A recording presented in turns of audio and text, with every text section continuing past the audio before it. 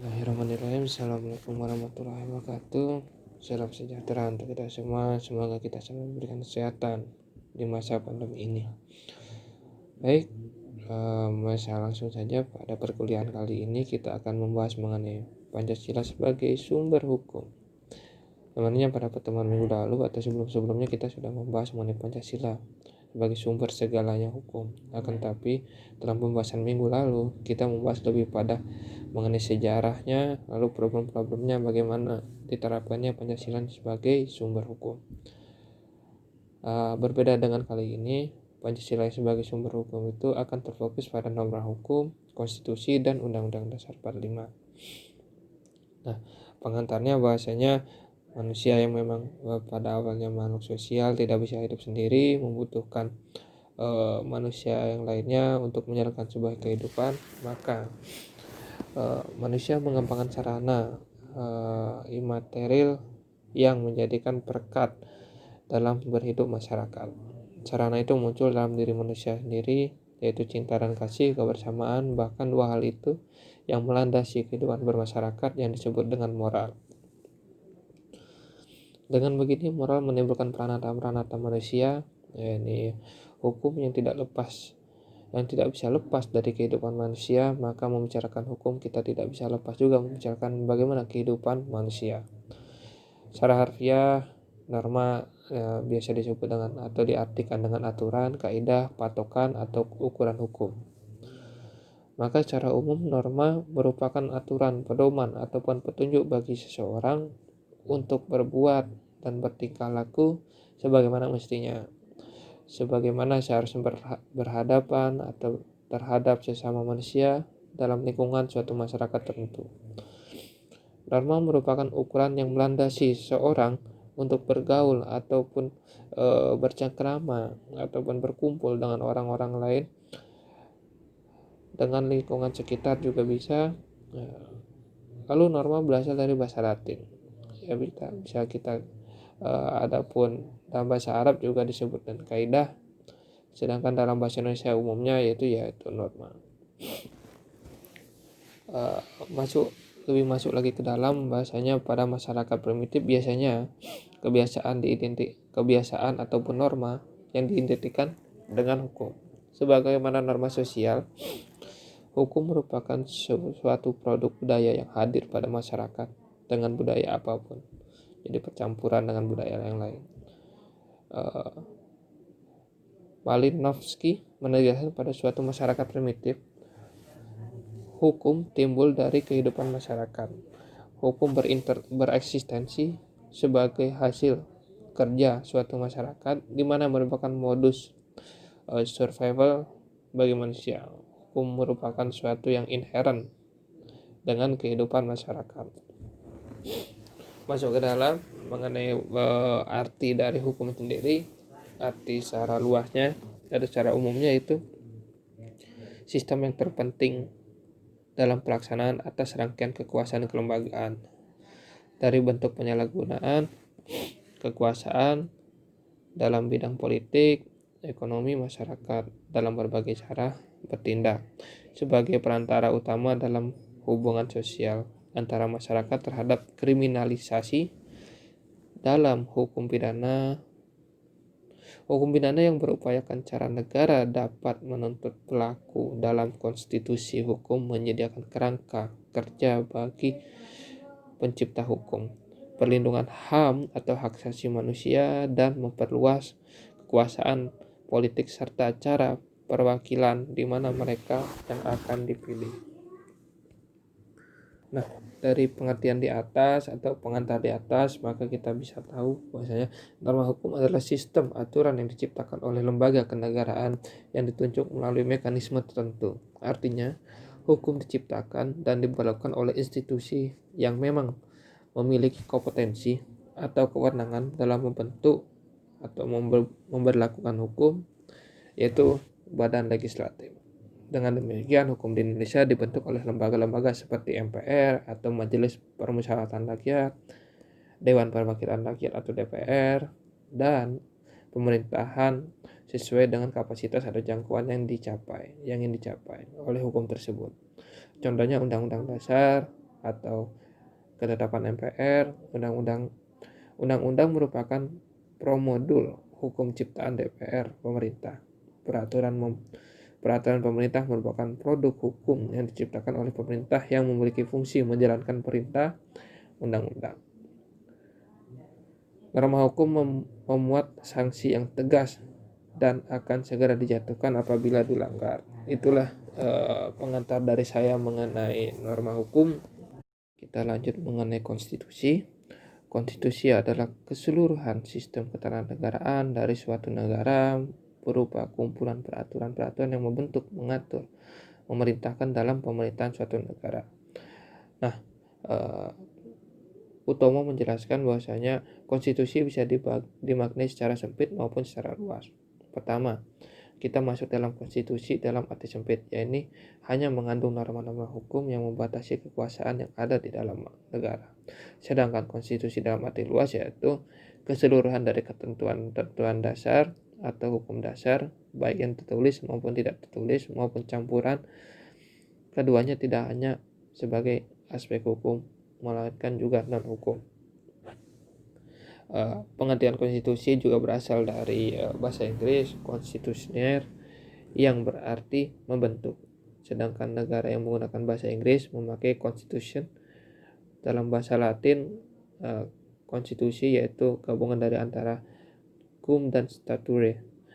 Cum sendiri adalah preposisi yang berarti sama dengan, sedangkan stature mempunyai arti membuat sesuatu agar berdiri atau mendirikan, menetapkan.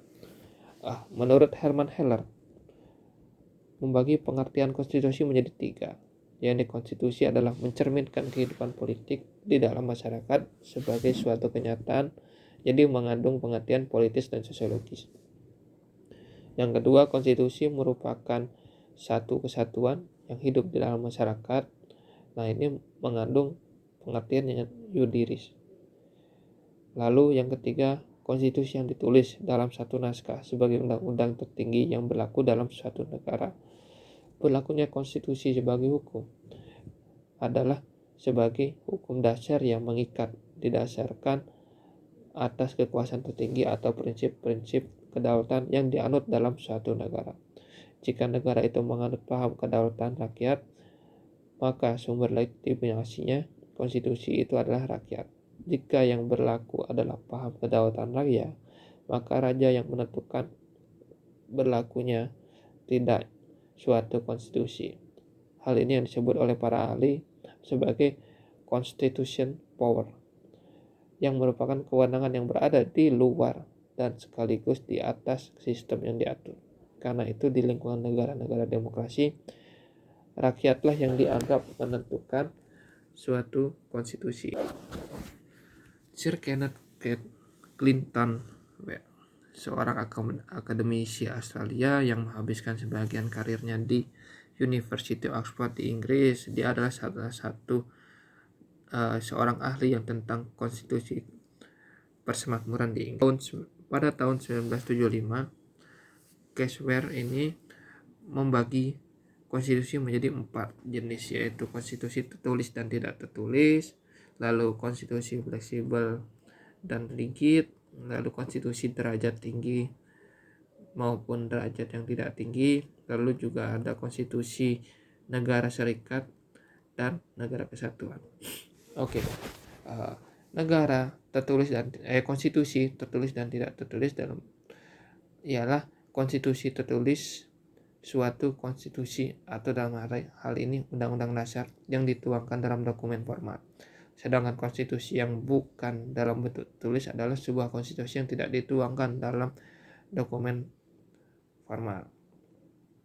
Bisa kita contohkan yang tidak tulis ini ialah Inggris, Israel maupun New Zealand. Lalu masuk ke konstitusi fleksibel dan rigid.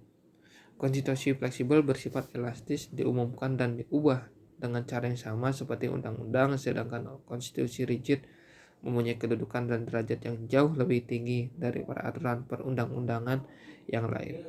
Hanya dapat diubah dengan cara khusus atau istimewa dengan syarat yang berat.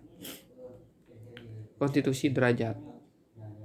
dan konstitusi derajat tinggi dan konstitusi derajat tidak tinggi. Konstitusi derajat tinggi adalah sebuah konstitusi yang mempunyai kedudukan tertinggi dalam negara. Sedangkan konstitusi derajat tidak derajat tinggi adalah konstitusi. Strong menyatakan bahwa pada prinsipnya tujuan konstitusi adalah untuk membatasi kewenangan tindakan pemerintah untuk menjamin hak-hak yang diperintah dan merumuskan pelaksanaan kekuasaan yang berdaulat.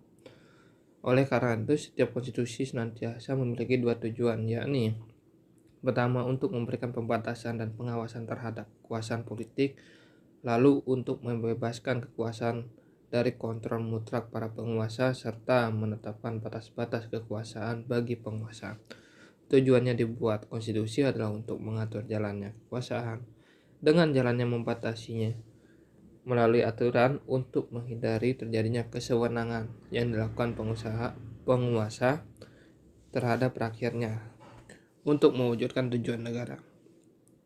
Menurut Henry Marseven, bahwa konstitusi berfungsi menjawab berbagai persoalan pokok negara dan masyarakat, yaitu konstitusi menjadi hukum dasar suatu negara. Konstitusi harus merupakan sekumpulan aturan-aturan dasar yang menetapkan lembaga-lembaga penting negara. Konstitusi melakukan pengaturan kekuasaan dan hubungan keterkaitan.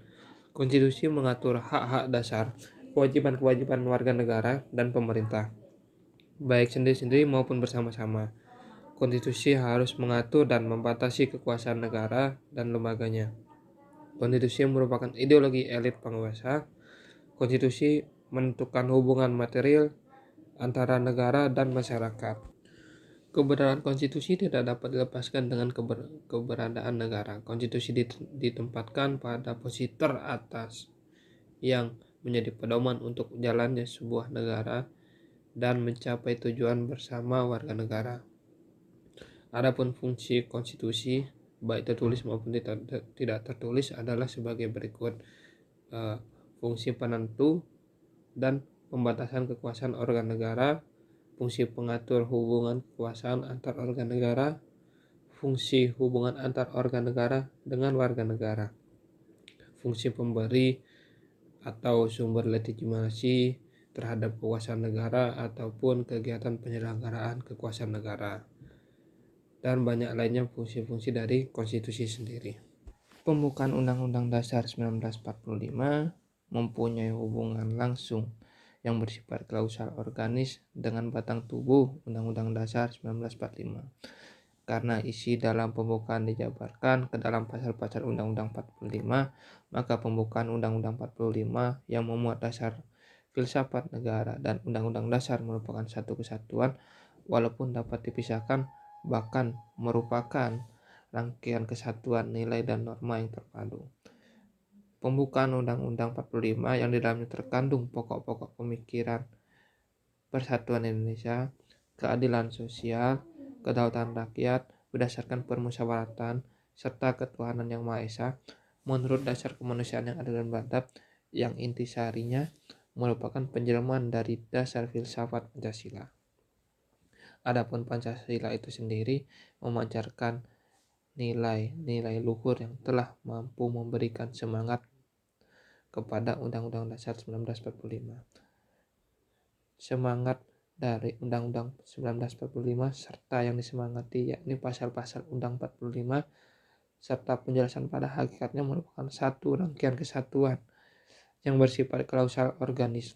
Ketentuan serta semangat yang demikianlah yang harus diketahui serta dipahami secara hayati oleh segenap bangsa Indonesia yang mencintai negaranya. Berikut pengantar dari batang tubuh dan hubungannya dengan pembuka Undang-Undang Dasar 1945. Nanti atau mungkin minggu depan kita akan lebih jauh memahami bagaimana Undang-Undang 45 ini berperan dalam Pancasila. Terima kasih. Wassalamualaikum warahmatullahi wabarakatuh.